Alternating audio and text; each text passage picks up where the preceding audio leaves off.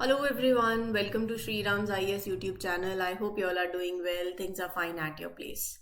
With this, let's begin with today's lecture जहाँ पर हम 20th of February से जुड़ी हुई important news जो है वो डिस्कस करेंगे जो हमारे एग्जाम के लिए, मेंस के लिए, प्रीलिम्स के लिए important है.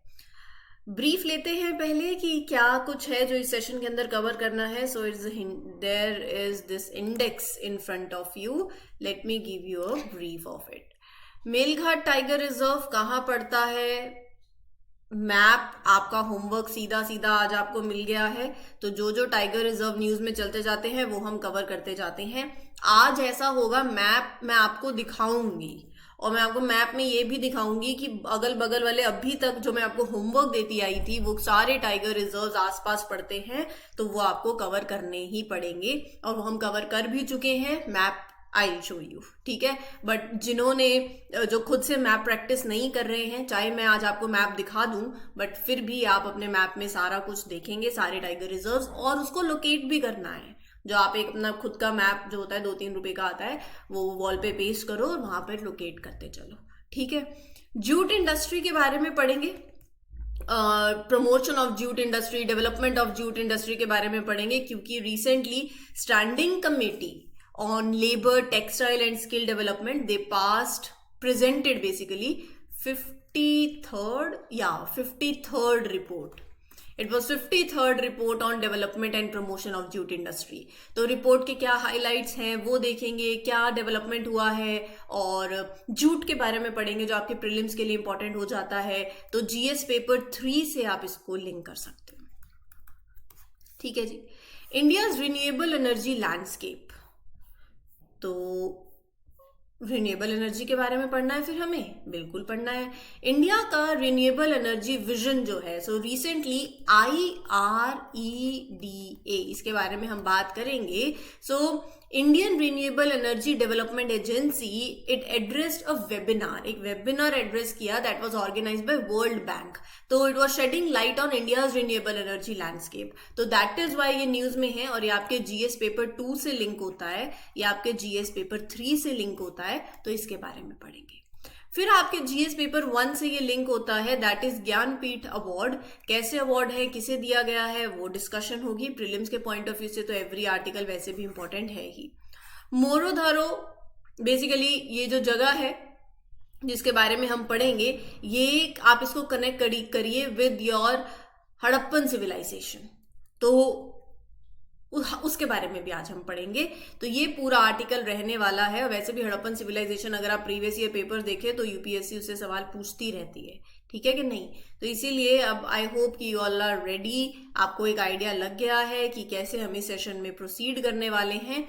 तो let's begin I think with the very first article. Session अच्छा लगे तो please make sure that you mark your attendance bye liking the lecture. You can share it with your friends also, let others know about it. Comment section में अपने feedback भी जरूर दिया करो. Session को जितना शेयर करोगे मुझे उतना अच्छा लगेगा, so that we have an extended family. लोग कनेक्ट करें, उनको पता चले about this particular daily news analysis lecture, ठीक है. चलिए, I am sharing the first article. The ongoing Kulmama Volleyball Tournament 2024 in Melghat Tiger Reserves, Simado sends a strong message to save tigers and pristine forests with the involvement of local youth.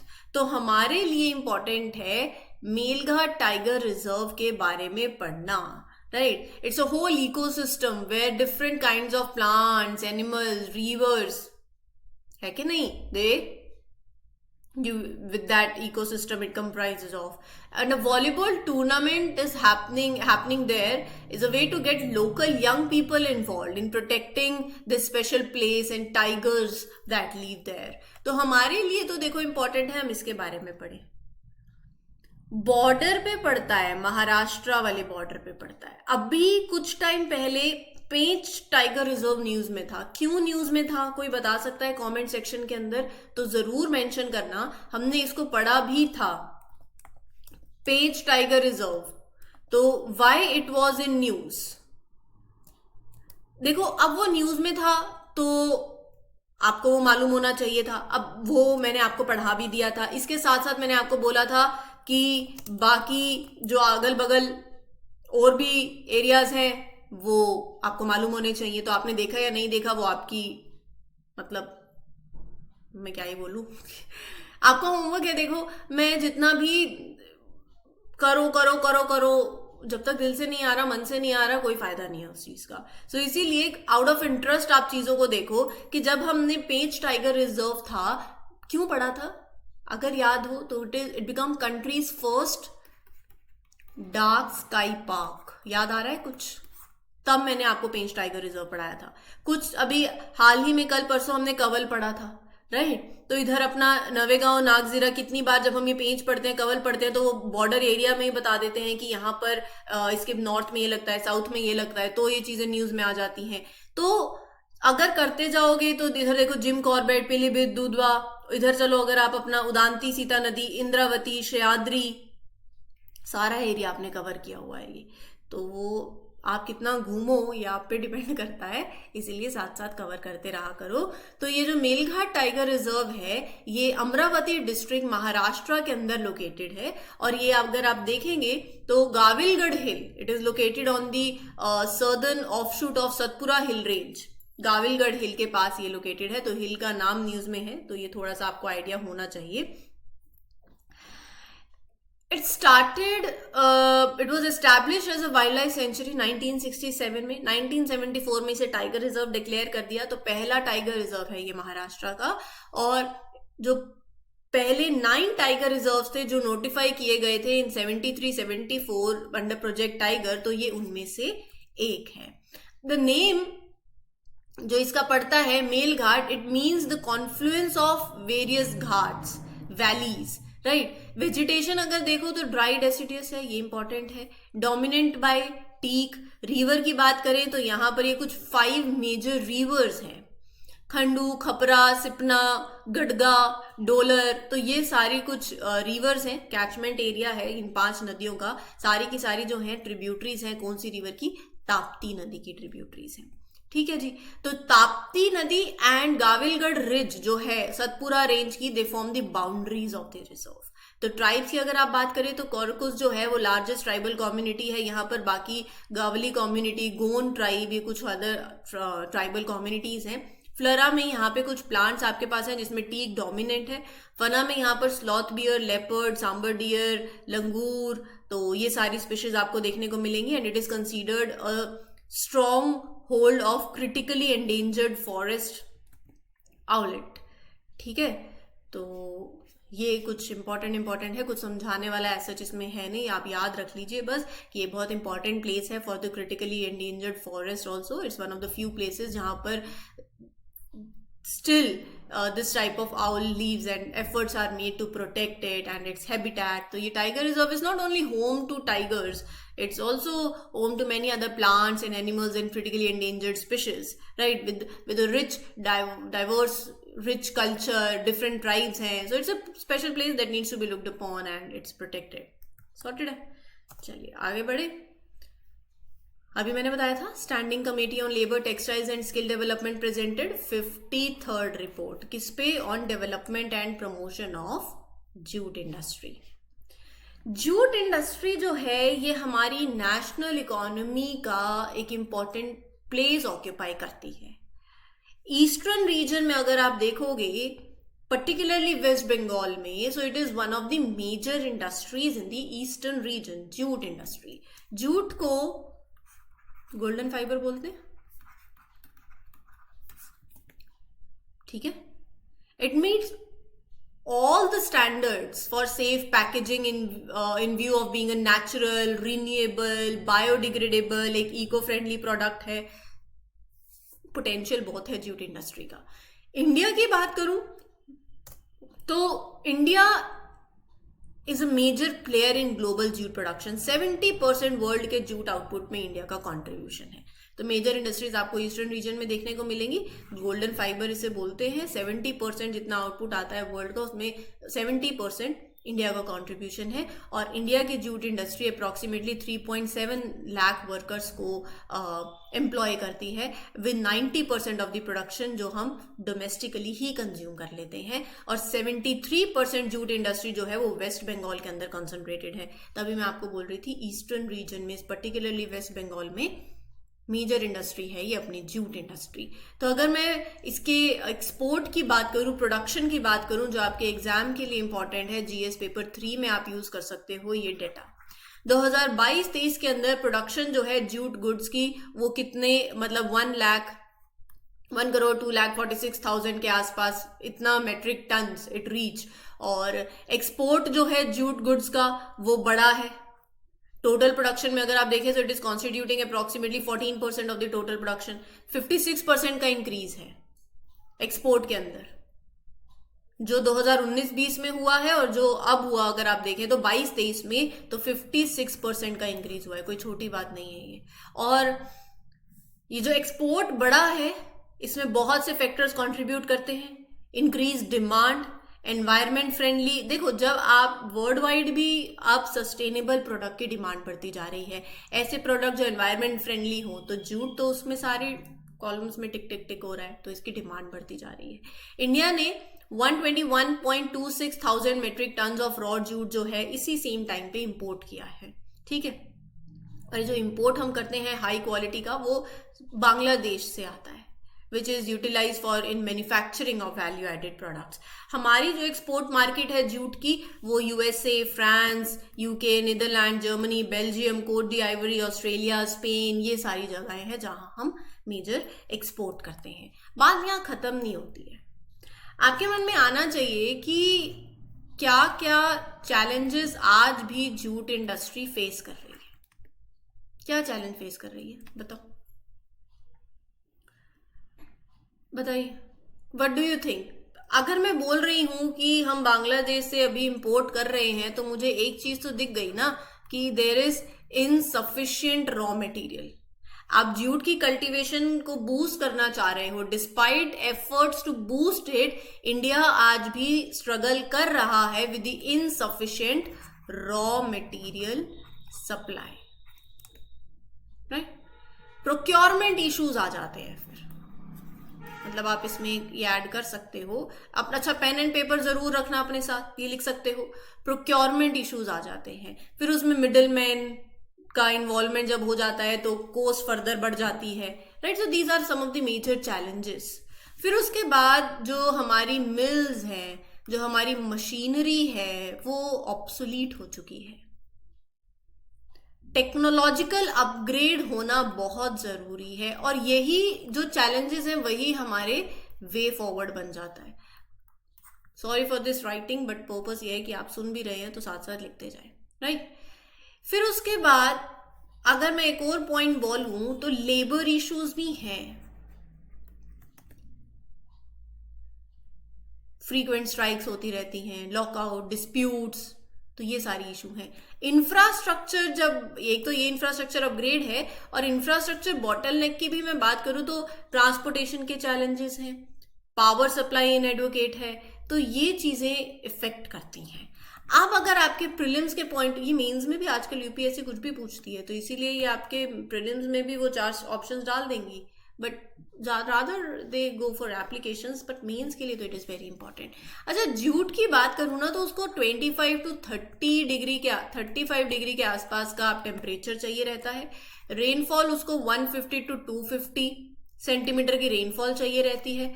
Soil उसको alluvial soil चाहिए है। और India जो है वो अपना largest producer है। ये कुछ फैक्ट्स हैं छोटे छोटे, तो आप याद रख सकते हो। इंडिया लार्जेस्ट प्रोड्यूसर है जूट का, फॉलोड बाय, हमारे बाद है बांग्लादेश, फिर है चाइना। ठीक है। और जूट की concentration, it is concentrated in 3 states. एक तो वेस्ट बंगाल हो गया, क्योंकि मैं बात कर रही हूं ईस्टर्न रीजन की, तो अपना आसाम और बिहार। तो West Bengal, Assam, Bihar, they account for 99% of the production. और जूट आपके mats, ropes, gunny bags, carpets, इन सब में यूज होता है। गोल्डन फाइबर बोलते हैं इसको, it is known as golden fibre. कोई दिक्कत हो, कोई डाउट हो, अभी भी आप पूछ सकते हो। तो स्टैंडिंग कमेटी ने क्या रिकमेंडेशंस दी हैं? स्टैंडिंग कमेटी कह रही है, एक तो जो आपकी टेक्नोलॉजी ऑब्सोलीट हो चुकी है, invest in the state of art machinery, upgrade technology, modernise it. Raw material की प्रोक्योरमेंट की हमने चैलेंज बात करी, वही streamline the process of acquiring raw material, quality control, enhance the quality control and standardization, maintain a uniform excellence in jute products. वो labour वाली दिक्कत थी, तो स्किल एनहांसमेंट और ट्रेनिंग, ठीक है। जब एक्सपोर्ट की बात कर रही हूं तो मार्केट एक्सपेंशन भी और होना चाहिए, जो हमारे अनटैप्ड ग्लोबल मार्केट है वहां तक पहुंचे।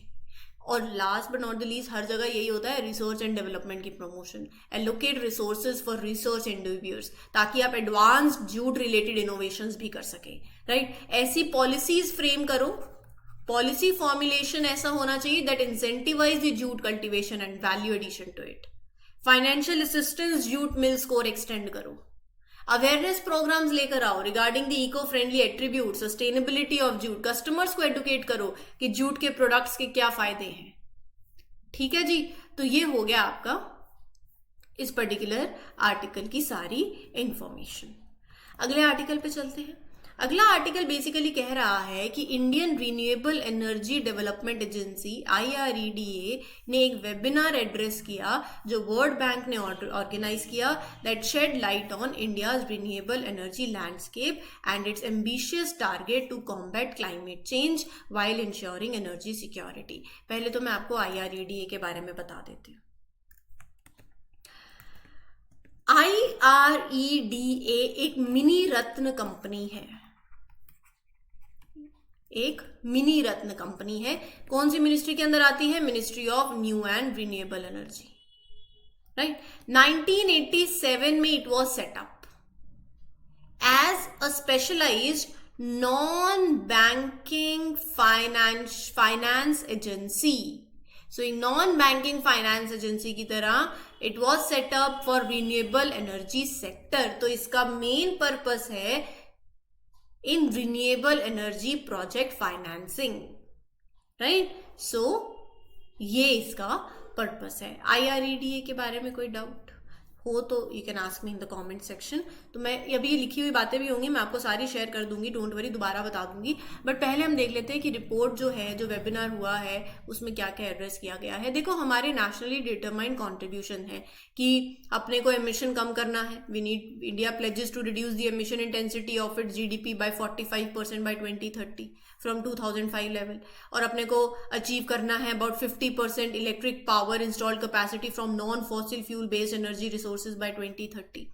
तो वो कह रहे हैं कि ये जो अपने सेल्फ डिफाइंड क्लाइमेट प्लेज है, इसमें बहुत इन्वेस्टमेंट अभी चाहिए रहेगी, around you can say 30 lakh crore की इन्वेस्टमेंट। और ये जो इन्वेस्टमेंट है, it is required in manufacturing and capacity buildup for solar power, electrolysers, green hydrogen, hydro power, waste to energy sector. तो इन्वेस्टमेंट बहुत भारी चाहिए है। IREDA ने, हमने ये अभी स्कीम करी थी PM सूर्य घर मुफ्त बिजली योजना, जिसमें 300 यूनिट की बिजली जो है फ्री इलेक्ट्रिसिटी हर मंथ दी जाएगी। It aims to solarise 1 crore households. छतों पे वो लगाइए ना सोलर पैनल्स। तो द विजनरी प्रोजेक्ट है, इट इज बैक, जिसमें इन्वेस्टमेंट जो है वो 75,000 करोड़ से भी ज्यादा एक्सीड कर रही है, जिसका मकसद है कि 1 करोड़ हाउस होल्ड्स में मतलब सोलराइजेशन, सोलर पैनल्स हो, to solarise 1 crore households by providing up to 300 unit of free electricity every month, right. तो ये भी एक रूफटॉप जो स्कीम है, सोलर रूफटॉप स्कीम, इसका भी एक सिग्निफिकेंस है। वो कह रहे हैं कि जो इंडिया की एनर्जी डिमांड है ना, ऑब्वियसली जिस तरीके से हमारे प्लान्स हैं वो आने वाले टाइम में बढ़नी ही है, राइट। 90% वो बोल रहे हैं कि आप डिमांड जो है it is expected to met through renewable sources, लेकिन क्योंकि अभी sufficient energy storage for renewable energy is not yet achieve, जब तक नहीं होता है थर्मल एनर्जी भी साथ में डेवलप होगी अलोंग साइड, ठीक है जी। और रही बात IREDA की, वो मैंने आपके साथ बताई दिया। Its main job is to fund these renewable energy projects which will help other banks, financial institutions to feel more confident about lending money to these projects also, right. एक सपोर्ट बहुत crucial है, क्योंकि ज्यादा investment और ज्यादा growth होगी renewable energy में, तो इसका की रोल यही है। 1987 में स्टैब्लिश हुई थी, मिनी रत्न कंपनी है, Ministry of New and Renewable energy के अंदर आती है। अगला जो आर्टिकल है वो है ज्ञानपीठ सिलेक्शन कमेटी ने अनाउंस किया है कि 58th Jnanpith award will be given, 2 writers को दिए जाएंगे। एक है Sanskrit scholar Jagat Guru Rambhadracharya ji and Urdu poet and lyricist Gulzar sahab for 2023। तो ज्ञानपीठ अवार्ड एक इंडिया के ओल्डेस्ट और हाईएस्ट लिटरेरी अवार्ड है, ओल्डेस्ट हाईएस्ट लिटरेरी अवार्ड हर साल दिए जाते हैं। It's given annually to an author जिन्होंने आउटस्टैंडिंग कंट्रीब्यूशन दिखाया हो towards literature, and this awards was established in 1961, पहली बार 1965 में दिए गए। ये अवार्ड कंसीडर करते हैं, मतलब लिटरेरी अवार्ड्स हैं, so it consider both English and other Indian languages also, right. और एलिजिबिलिटी इसके लिए कौन एलिजिबल है? Only Indian citizens. पॉस्ट्यूमसली दिए जाते हैं? नहीं दिए जाते। It is not given posthumously. It is presented by भारतीय Jnanpith to recognize the outstanding contribution to Indian literature. तो Bharatiya Jnanpith established in 1944 by Sahu Shanti Prasad Jain and his wife Rama Jain. So it is organisation जिसका headquarter New Delhi के अंदर है, जिसके अंदर आपका मतलब it is renowned for nurturing the literature and culture, और एक्टिवली प्रमोट करते हैं लिटरेरी एंडेवियर्स अवार्ड्स के थ्रू, पब्लिकेशंस, फेलोशिप। और यहाँ पर अवार्डीज को 11 लाख का कैश प्राइज दिया जाता है, statue of Vagdevi and citation honouring their literary achievements. तो गुलजार साहब के बारे में बात कर लेते हैं, जिनका जन्म 1934 में Jhelum district of undivided India, that time he was born, and one of the most respected names है, सिर्फ इंडियन सिनेमा में ही नहीं but also in the literary circle, and finest Urdu poet रहे हैं। गुलजार साहब रिसीव्ड साहित्य अकादमी अवार्ड 2002 में उर्दू के लिए, दादा साहेब फाल्के अवार्ड 2013 में, पद्म भूषण 2004 में, National Film Award also for his work, Triveni which is a new genre in poetry, वो भी इन्होंने इन्वेंट किया। और कुछ इनके फाइनेस्ट वर्क्स हैं जैसे जय हो for the film slum dog millionaire, Oscar award मिला 2009 में, ग्रैमी अवार्ड 2010 में। रही बात जगत गुरु राम भद्राचार्य जी की, तो ये इनकी तस्वीर है, और एक स्पिरिचुअल लीडर है, एडुकेटर हैं, पोएट हैं, राइटर हैं। उत्तर प्रदेश में 1950 में इनका जन्म हुआ था, and he speaks 22 languages. Ram Bhadracharya एक पोएट है, राइटर है, इन सेवरल इंडियन लैंग्वेजेस उन्होंने लिखा है, संस्कृत में, हिंदी में, अवधी में, मैथिली में। उन्होंने 240 बुक से ज्यादा he has written and text in various Indian languages. Padma Vibhushan इन्हें दिया गया 2015 में, और he is a founder and head of Tulsi Peeth in Chitrakoot Madhya Pradesh. तो ये है जगत गुरु राम भद्राचार्य जी। ठीक है जी, आज के लास्ट आर्टिकल पे चलते हैं, जो कि है regarding this Morodharo. Archaeologist recently discovered this Harappan era fortified settlement that is named Morodharo. So ये एक फोर्टिफाइड सेटलमेंट है, हड़प्पन एरा के टाइम की बात हो रही है। यूपीएससी पूछेगी लोकेशन इसकी, कच्छ डिस्ट्रिक्ट गुजरात। यूपीएससी ना हड़प्पन एरा से काफी सवाल पूछती है, तो सारी चीजें आपके लिए इंपॉर्टेंट है। इवन कौन सी ब्रिक बर्न ब्रिक हो रही है, नहीं यूज हो रही, कौन सी यूज हुई थी, ये भी पूछती है। सेटलमेंट जो है it looks mature to late Harappan, time frame आपको दिया हुआ है। 102 metre east to the west and 58 metre north to the south इसका फोर्टिफिकेशन जो मेजर किया है। वॉल की थिकनेस 3.3 mm, एंड प्लेटफॉर्म जो है it has 10x10 metre platform on the south west side, north east में भी। और बाकी जो इसके बारे में बातें हैं वो भी देख लेते हैं। हाँ जी, तो बरियल कैरन्स मतलब which are mounds of stones that are used to mark the boundaries or burial sites, they have been discovered there, and archaeologists have unearthed various other Harappan pottery items, perforated jar, reserved slipware, terracotta cakes। तो ये सब भी यहाँ पर मिला है। Harappan civilisation के बारे में बात करते हैं, जो हमारे एग्जाम के लिए और इम्पोर्टेंट हो जाती है। Harappan civilisation was the earliest urban civilisation in South Asia. It existed at the same time as the civilization of Mesopotamia and Egypt. So the Harappan civilization occupied the largest area among the three civilizations. Harappa, Punjab, Pakistan, Mohenjo-daro, Sindh, Pakistan, Dholavira, Lothal, Surkota, Kalibanga in Rajasthan, ये कुछ sites हैं। और UPSC यहाँ से सवाल पूछ चुकी है, मेजर सिटीज हैं ऑफ द हड़प्पा पीरियड, तो ये आपको मालूम होनी चाहिए। जैसे राखीगढ़ी हरियाणा के अंदर है, एसएससी में ऐसे सवाल पूछ लिए जाते हैं। टाउन प्लानिंग की बात करूं तो Harappan sites were laid out in grid structure, rectangular grid pattern रहा है। और स्ट्रीट्स पूछेंगे प्लान्ड थी अनप्लान्ड है, केयरफुली प्लान्ड है, तो मतलब even this single term planned unplanned, planned streets, rectangular grid pattern, planned streets, ये सब आपको देखने को मिलेगी। They were wide enough to allow the movement of cars and pedestrians also. साथ ही साथ फोर्टिफिकेशन की बात करूं तो पूछेंगे कि जो सिटीज हैं दे वर सराउंडेड बाय फोर्टिफाइड वॉल्स, वो किससे बनी हुई थी, मड ब्रिक से बनी हुई थी। ठीक है जी। और अगर मैं सिटीज की डिवीजन की बात करूं तो यहाँ पर एक अपर पार्ट और एक लोअर पार्ट। जो अपर सिटाडेल है, the upraised one in the western part was used for constructing buildings of large dimension, जैसे ग्रेनरीज हो गई, कोर्टयार्ड्स हो गए। और जो लोअर पार्ट है below the citadel in the each city lay a lower town containing brick houses. पूछेंगे houses brick के हैं, yes, which were inhabited by common people. Material that was used, burnt bricks, right? And there was absence of stone buildings, important है।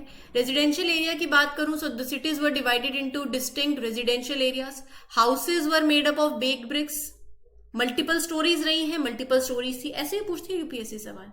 एक well developed urban society की तरह indicate हो रहा था। ठीक है। हाउसेज में कोर्टयार्ड्स देखने को मिले, प्राइवेट वेल्स, हाँ, वेंटिलेटेड बाथरूम से प्रॉपरली वेंटिलेटेड थे। No window face the street, क्या स्ट्रीट्स में विंडो फेसिंग थी, नहीं थी। And the houses had tiled bathrooms. तो ये सारी बातें हैं। हर एक हाउस में, every house had drains open into the street drains. Granaries थी, बिल्कुल वेल प्लान्ड ग्रेनरीज थी। स्टोरेज फैसिलिटीज थी ताकि एग्रीकल्चरल प्रोड्यूस जो सरप्लस हो वो स्टोर हो अच्छे से। ऐसे सवाल यूपीएससी पूछती है अगर आपने प्रीवियस ईयर पेपर पढ़े हो तो एक एक पॉइंट यहाँ पर जो आपको बोर्ड में दिया गया है वो इंपॉर्टेंट है। Don't miss any single point of it. आज के सेशन के लिए इतना ही। This is your mentor Arsu Kakkar signing off. Happy learning everyone, all the best, take care, thank you, good luck, good wishes.